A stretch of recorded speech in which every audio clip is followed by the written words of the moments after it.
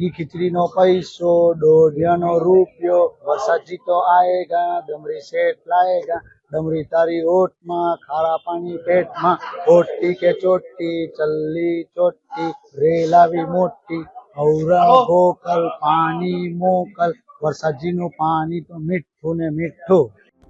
કુદરતને ખુશ કરવાની દરેક ધર્મની અનોખી પરંપરા પૂર્વજોથી ચાલી આવી છે. ત્યારે નવસારી પારસી સમાજ વર્ષોની પ્રથા મુજબ પવિત્ર બહેમન મહિનાના રોજદિનની ઉજવણી આનંદ ઉલ્લાસભેર કરી વરસાદને રીઝવવાની અનોખી પરંપરાની ઉજવણી કરે છે. ભારતમાં પારસી સમાજના લોકો ગુજરાત રાજ્યના સંજાણ બંદરે આગમન કરી દૂધમાં સાકરની જેમ ભળી ગયા. હાલ પારસી સમાજનો પવિત્ર મહિનો ગણાતો બમન મહિનો ચાલી રહ્યો છે. આ માસમાં પારસીઓ માંસ માછલીનો ત્યાગ કરી શાકાહારી ભોજન ગ્રહણ કરે છે. આ માસ દરમિયાન પારસી કોમ પોતાના કુટુંબના મૃત્યુ પામેલા પિતૃઓની પૂજા કરે છે. માટે પારસી સમાજમાં બમન મહિનાનું પવિત્ર મહિના તરીકે મહત્વ સ્થાનિકોએ જણાવ્યું.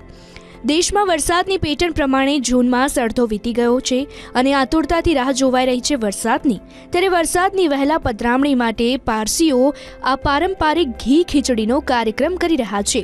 દેશમાં સારો વરસાદ વરસે અને સારું અનાજ પાકે તેના માટે વરુણ દેવતાને રીઝવવા પારસી અદામાં ગીતો ગાઈને મેઘરાજાને રીઝવી રહ્યા છે.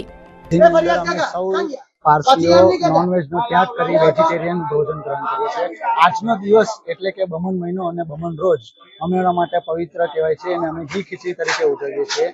જેની અંદર અમે જગ્યાથી અનાજ, ચોખા, દાળ, તેલ બધું ઉઘરાવી એક જગ્યાએ વાડીમાં ભેગા થઈને ખાઈએ છીએ. આનો એક જ ઉદ્દેશ્ય છે કે વરુણદેવ રીઝવાય અને વરસાદ આપે ને આટલી આ ગરમીમાંથી આપણે રાહત મળે ને ખેડૂતોને ને આપણે પાણીની અછત નહીં પડે. જ્યારે અમે જમવા બેસીએ છીએ ત્યારે અમે પહેલો કોળિયો કૂતરાને આપીએ છીએ કેમ કે અમારા ધર્મમાં કૂતરાનું મહત્વ ખૂબ છે. આ પ્રથા આજે અમારા બાપ દાદાના જમાનાથી ચાલી આવી છે અને અમે એને આગળ ચલાવતા રહીશું. પારસી સમાજના ઘરમાંથી ચોખા, દાળ, તેલ અને ઘી ઉઘરાવીને સમૂહમાં જમણવાર કરે છે.